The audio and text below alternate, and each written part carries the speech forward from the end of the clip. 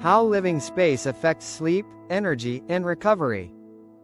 If you want lower stress sleep, we have to look beyond bedtime routines. Some people move into smaller homes and notice something unexpected. They don't just spend less. They don't just clean less. They don't just simplify their belongings. They sleep differently. They wake up clearer. Their body feels steadier. Their energy doesn't spike and crash the same way. Their evenings feel calmer. Their mornings feel less heavy. And often, they can't fully explain why. It doesn't feel dramatic. It doesn't feel like a life overhaul. It feels subtle, but consistent. Today, we're exploring something deeper than minimalism. We're looking at how living space directly influences stress regulation, sleep quality, nervous system balance, and physical recovery. This is part 5 of the Cottage Health Effect. And this episode connects everything we've explored so far. Because square footage alone does not change your biology. But environment does. Your nervous system responds to space. Your hormones respond to space. Your sleep cycles respond to space. And once you understand how, you'll never look at your home the same way again.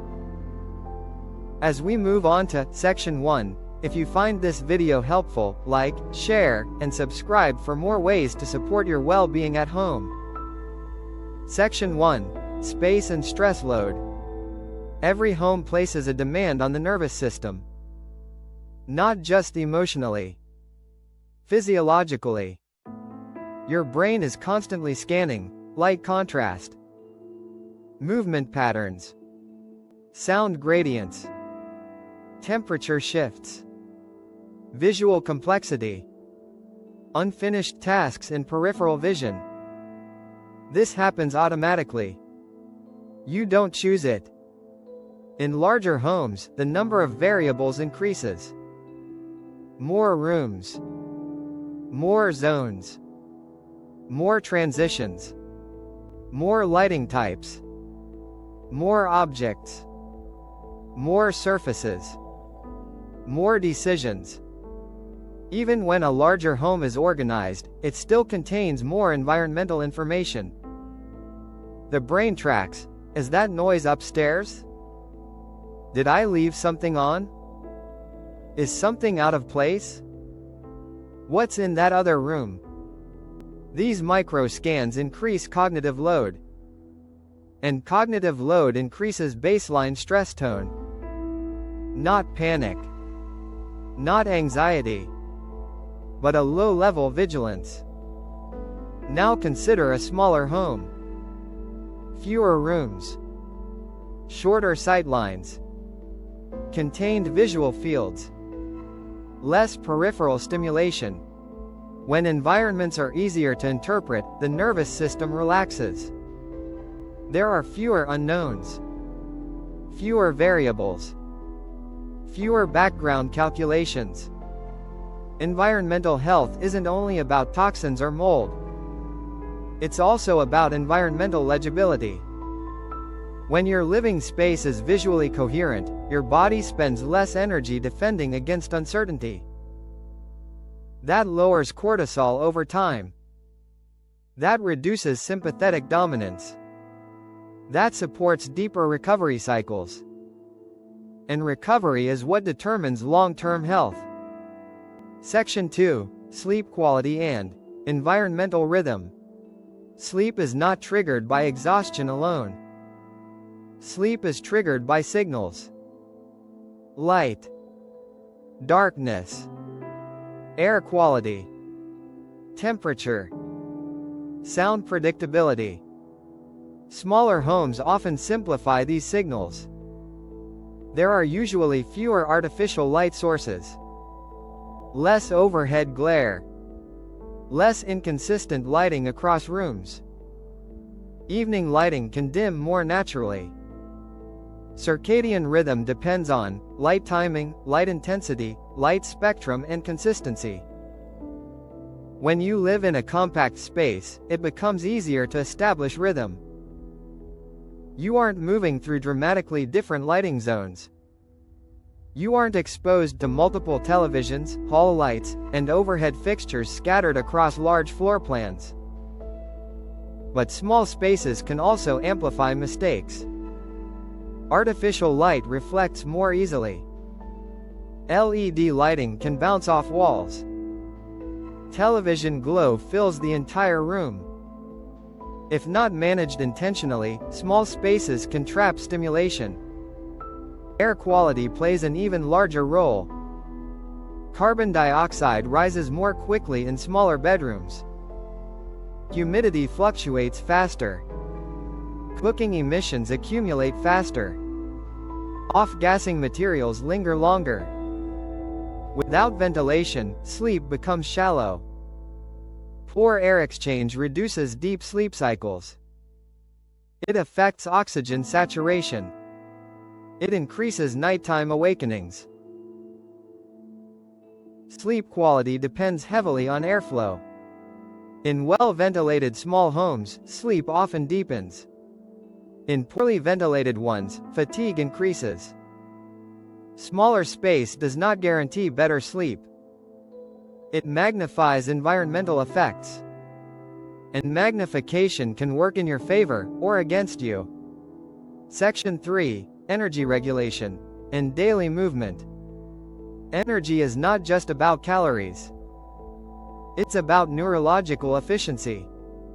Large homes often require longer cleaning cycles, more system maintenance, more navigation between tasks, more time managing environments. Even walking longer distances between zones increases friction. You leave the kitchen, go to another room, return, realize you forgot something, go back. Each transition costs mental energy. In smaller homes, transitions compress. Cooking, cleaning, lighting adjustments, temperature adjustments, all within reach. Movement becomes smoother. Friction reduces. That reduces cognitive drain. But here's where environmental health becomes critical. In small spaces, hidden toxins concentrate. Cleaning chemical residue lingers. Volatile organic compounds accumulate. Moisture builds quickly. Dust circulates faster. Indoor air quality becomes amplified. The nervous system responds strongly to oxygen levels, humidity, and particulate matter. If ventilation is intentional, energy improves. If air stagnates, fatigue increases. Small homes magnify environmental health variables. They reward good design. They punish poor design. Energy stability depends on airflow clarity. Section 4. Containment, privacy, and nervous system safety. Containment can calm the body. Humans evolved in contained shelters. Defined boundaries signal safety. Smaller spaces often create predictable sightlines, reduced exposure, and lower sensory unpredictability. That can increase parasympathetic activation. Parasympathetic dominance supports digestion, repair, immune function, deep sleep, and hormone balance. But small spaces can also activate stress if clutter accumulates, noise echoes, privacy disappears, and visual chaos increases. Clutter is not just aesthetic. It signals incomplete tasks, unresolved decisions, environmental unpredictability. The brain responds by increasing vigilance. Noise also behaves differently in small homes. Echo patterns change. Cooking sounds carry. Footsteps resonate. If sound insulation is poor, the nervous system remains alert. Small homes support stress reduction only when storage is intentional, noise is controlled, lighting is stable and ventilation is strong.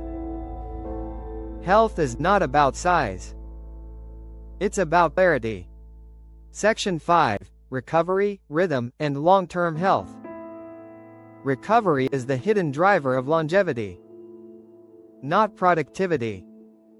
Not performance. Recovery. Recovery requires predictable darkness, fresh air, stable temperature, low noise variability, low cognitive load. Smaller homes can support these conditions. They reduce wandering.